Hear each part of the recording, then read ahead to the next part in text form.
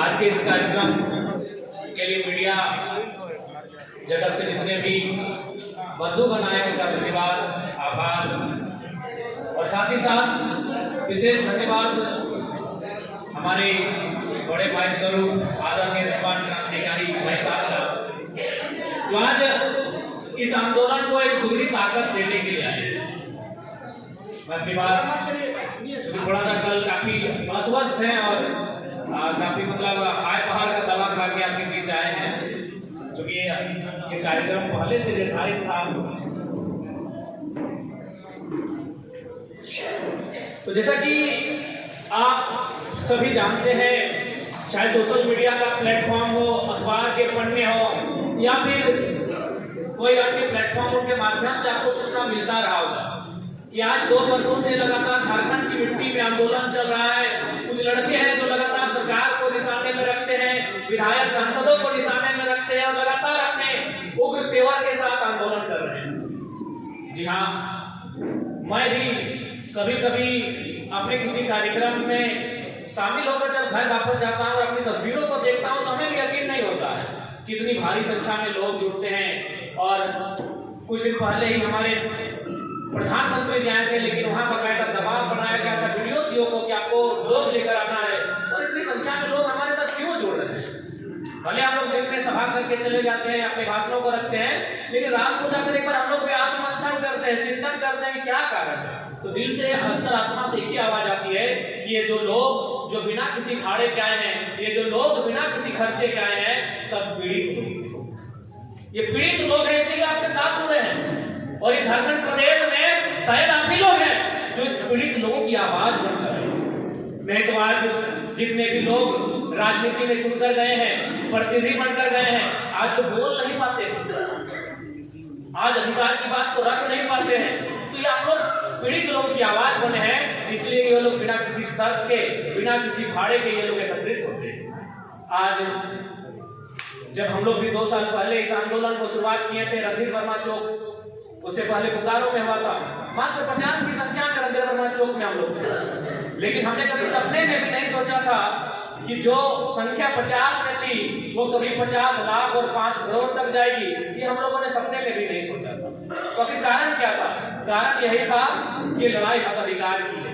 ये लड़ाई उन शोषितों की है, वंचितों की है, जो लगातार सदियों से अपने राज्य में, अपनी मिट्टी में चले गए हैं। आज 40% इस भूभाग में खनिज संपदा होने के बाद भी हमारे लोग मैक्सिमम प्रदेशों में, विदेशों में प्रवास करते हैं। तो कहीं ना कहीं ये दुर्भाग्य का विषय है। आज यहाँ विभिन्न धर्मों को मानने वाले लोग बैठे हैं। भारत देश में अगर धर्म कोड की बात कही जाए तो संविधान 10 धर्म कोड को मान्यता देता है। मैं सभी का आदर करता हूँ।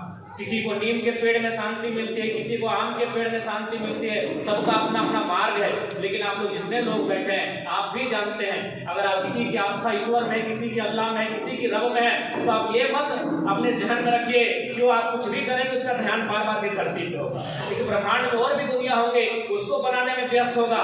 एक बात आप जान लीजिए, यदि आज हमारा उद्धार कहीं से होगा, आज अगर कोई हमें सुरक्षा प्रदान करेगा, आज कोई हमारे हक अधिकार की लड़ाई को लड़ेगा, तो कहीं ना कहीं वो सर्वोच्च मंदिर है हमारा, जिसमें सभी धर्मों के लोगों की आस्था होती है। इसे राज्य में हम विधानसभा कहते हैं और देश स्तर से हम सांसद कहते हैं।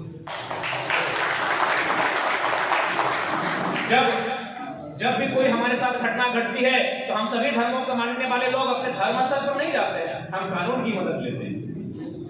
जब भी हमारे साथ कोई अन्याय होता है, जब भी कोई हमारे साथ अत्याचार होता है, हम अपने धर्म स्तर पर नहीं जाते हैं, हम कानून की सहायता लेते हैं। क्योंकि कहीं ना कहीं भारत, ये दुनिया आज लोकतंत्र के ढांचे में बन चुकी है। और बिल्कुल जिसने इस सृष्टि का निर्माण किया है वो इसी धरती पे उसकी नजर नहीं होगी। जब उसने इस जहां का निर्माण किया है तो क्या 510 मिलियन की धरती में वो बिजी होगा?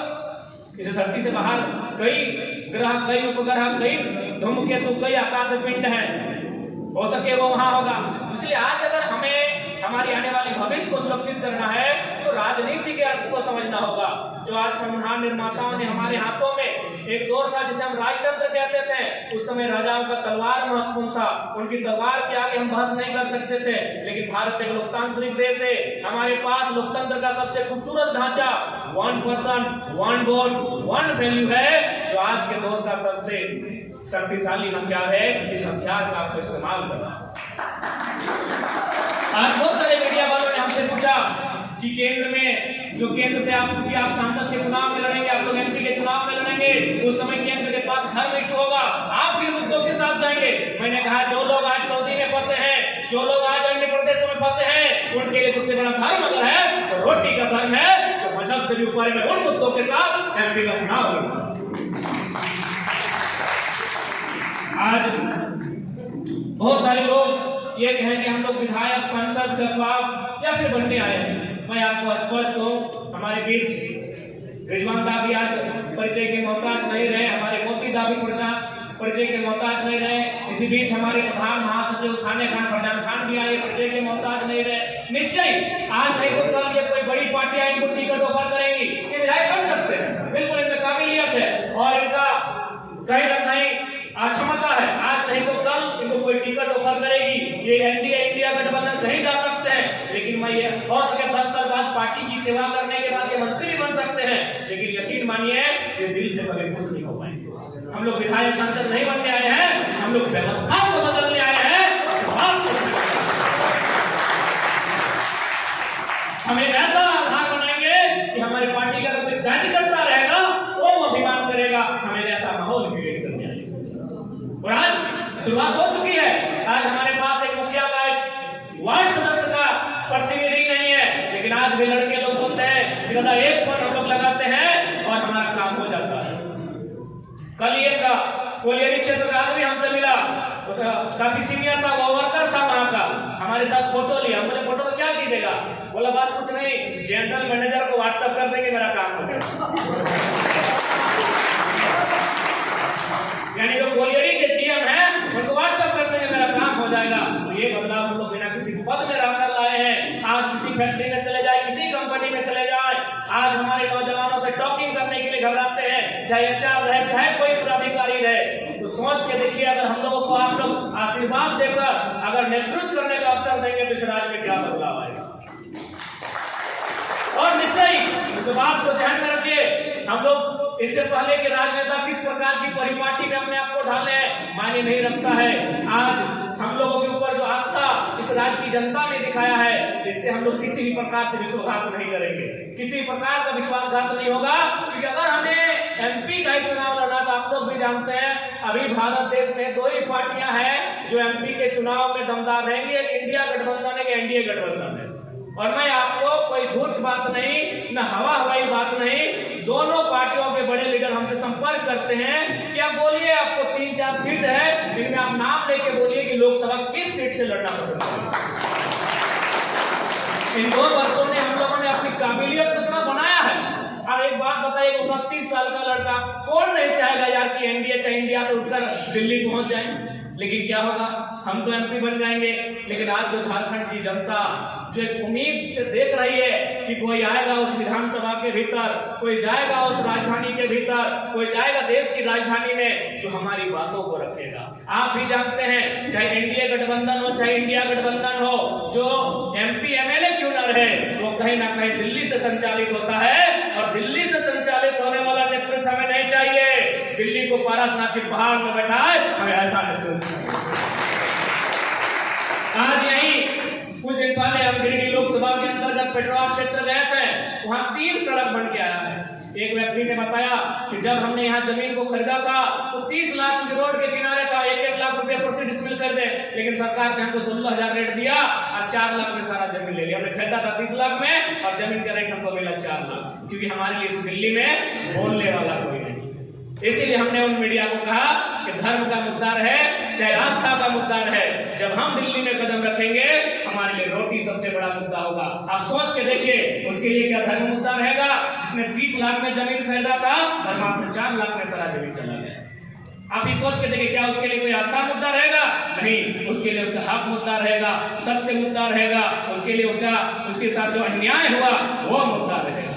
और आज इस बात को आपको मानना होगा, हम लोग एक साधारण सा छात्र, न कल तक हमें कोई जानता था, न कल तक हमें कोई पहचानता था, लेकिन आज राज्य के नेतृत्व हमें देख रही है, तो कहीं ना कहीं हमें नियति चुनकर लाई है, हमें वो बुद्ध विधाता चुनकर लाया है। अभी आपको तय करना है कि आप हमारा साथ किस प्रकार से देते हैं। क्योंकि देखिए ऐसा नहीं कि हम लोग आखिरी हैं, इसके बाद 20 साल बाद फिर कोई आंदोलन आएगा, फिर कोई आंदोलन खड़ा होगा, फिर कोई टाइगर, फिर कोई रिजवान बन के आएगा, लेकिन तब तक हम लोग बहुत कुछ खो चुके होंगे, तब तक हम लोग बहुत चीजें खो चुके होंगे। क्या पता हमारे जल, जमीन, जंगल, हमारे खेत खलिहान कहां तक खो चुके होंगे, इसका कोई अनुमान नहीं है। इसलिए मैं ये नहीं कह रहा हूं कि हम लोग आखिरी इसके, लेकिन हाँ, आंदोलन एक पीरियड होता है। 5 साल में आंदोलन नहीं होता है, 2 साल में आंदोलन नहीं होता है। एक बड़ा आंदोलन जब भी होता है, जब भी कोई राज्य में व्यापक आंदोलन होता है, कम से कम 15 से 20 साल का गैप होता है। उतने दिनों बाद जब फिर कोई नया आंदोलन खड़ा होगा, पता नहीं हम लोग क्या होने की स्थिति में रहेंगे।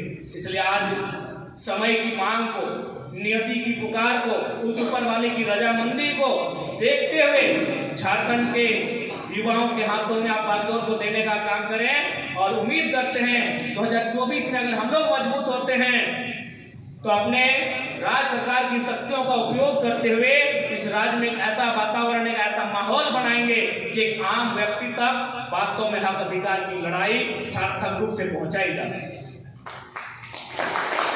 बहुत सारे लोग कहते हैं कि जनरल लोग क्या बदलाव करेंगे।